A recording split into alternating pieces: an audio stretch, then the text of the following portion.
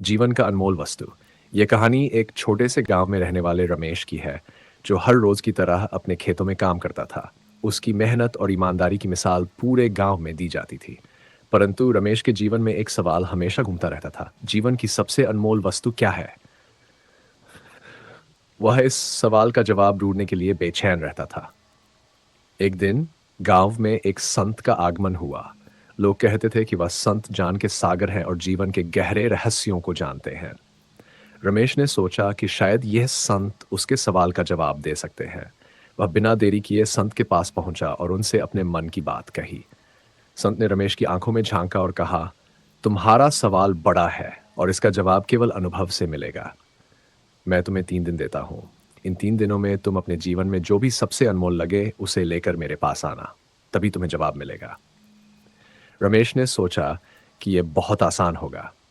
पहले दिन वह अपने खेतों में गया और उसे लगा कि उसकी जमीन ही सबसे अनमोल है। आखिरकार यही तो उसकी रोजी रोटी का साधन थी।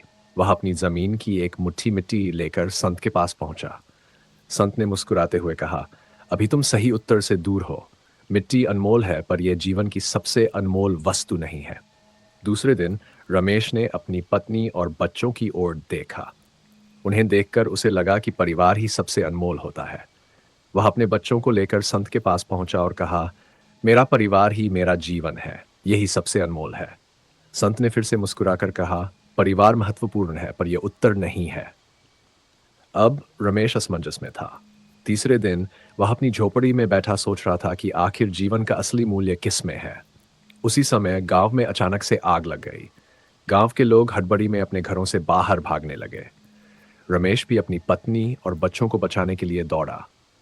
जब आग बुझी तो उसका पूरा घर राख में बदल चुका था, परंतु उसके परिवार के लोग सुरक्षित थे।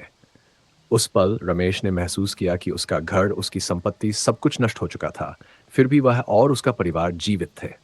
उस क्षण उसे समझ में आया कि जीवन की सबसे अनमोल वस्तु क्या है।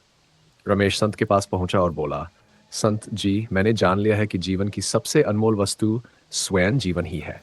ये जीवन हमें हर दिन जीने का अवसर देता है, हमें सिखाता है कि हमें उसकी कदर करनी चाहिए। धन दौलत संपत्ति ये सब खो सकते हैं, पर जब तक जीवन है तब तक हर चीज को फिर से पाया जा सकता है। संत ने उसे गले लगाया और कहा, तुमने सही उत्तर पाया है। जीवन की सबसे अनमोल वस्तु स्वयं जीवन है, क्योंकि जब तक जीवन है तब तक हर संभावना जीवित है। रमेश ने उस दिन से जीवन को एक नई दृष्टि से देखना शुरू किया। वह अब हर छोटे बड़े पल की कदर करता था, क्योंकि वह जान चुका था कि जीवन से अधिक अनमोल कुछ भी नहीं। रमेश अब पहले से कहीं अधिक शांत और खुश था। उसने महसूस किया कि हर दिन एक नया अवसर है, कुछ नया सीखने और अनुभव करने का। वह अब अपनी रोजमर्रा की छोटी छोटी चीजों में भी आनंद ढूंढने लगा था। जहां पहले उसे खेतों में काम करना एक बोझ लगता था, अब वही काम उसे संतोष और खुशी देने लगा था। हर सुबह सूरज की किरणें जब उसकी जमीन पर पड़तीं, तो उसे यह एहसास होता कि यह जीवन की एक नई शुरुआत है। रमेश के परिवार में भी एक सकारात्मक बदलाव आया। उसकी पत्नी और बच्चे भी रमेश की नई सोच से प्रभावित हुए। पहले जहां उनके बीच छोटे मोटे झगड़े होते थे, अब वह बातें प्यार और समझदारी से हल होने लगीं। रमेश ने अपने बच्चों को भी सिखाना शुरू कर दिया कि जीवन में सबसे महत्वपूर्ण क्या है।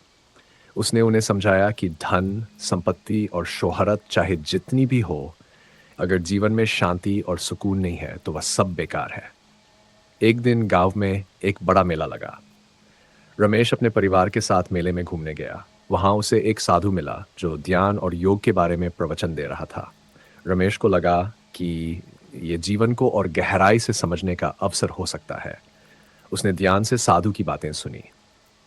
साधु कह रहे थे, जो मनुष्य अपने जीवन के हर पल को जागरूकता के साथ जीता है, वही सच्चे आनंद को प्राप्त कर सकता है। जीवन की अनमोलता केवल सांस लेने में नहीं, बल्कि हर सांस को जीने में है। रमेश को ये बातें गहरे तक छू गई। उसने निश्चय किया अब से वह न सिर्फ अपने जीवन को बल्कि दूसरों के जीवन को भी बेहतर बनाने की कोशिश करेगा।